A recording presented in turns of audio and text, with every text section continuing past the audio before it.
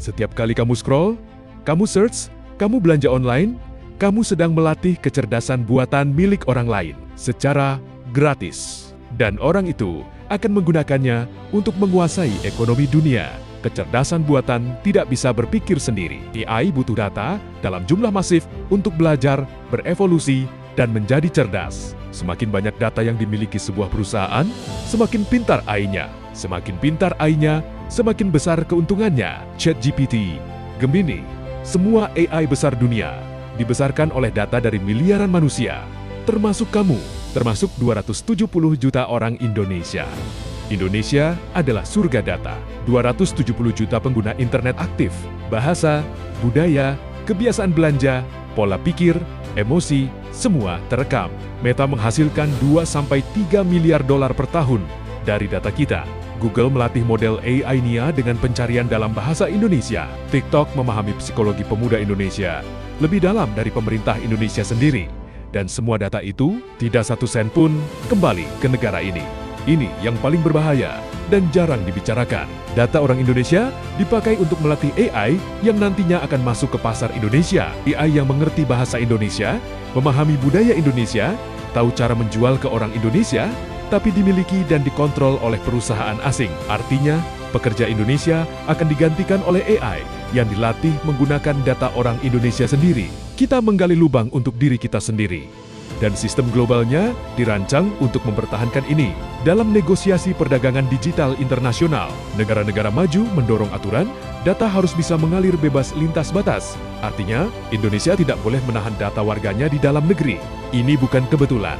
Ini arsitektur kekuasaan. Negara yang menguasai data, menguasai AI, negara yang menguasai AI, menguasai ekonomi abad ke-21. China membangun ekosistem AI sendiri. DeepSeek, Baidu Ernie, Alibaba Qwen, karena mereka tidak izinkan data rakyatnya keluar. Sekarang AI China bersaing langsung dengan ChatGPT. India membangun model AI dalam bahasa Hindi dan 22 bahasa lokal menggunakan data mereka sendiri. Eropa dengan GDPR memaksa perusahaan teknologi membayar miliaran euro kalau langgar data warganya. Hasilnya, mereka punya posisi tawar. Indonesia belum sampai di sana, tapi bisa. Indonesia punya Undang-Undang Perlindungan Data Pribadi sejak 2022, langkah benar, tapi belum cukup. Yang dibutuhkan selanjutnya, pertama, tegakkan aturan ini dengan serius terhadap platform asing. Kedua, bangun infrastruktur data nasional. Ketiga, investasi besar-besaran pada AI berbahasa Indonesia yang dilatih oleh Data Indonesia untuk kepentingan Indonesia. Karena bangsa yang tidak menguasai datanya sendiri tidak akan pernah menguasai AI-nya sendiri. 270 juta manusia Indonesia yang aktif digital adalah aset terbesar abad ini.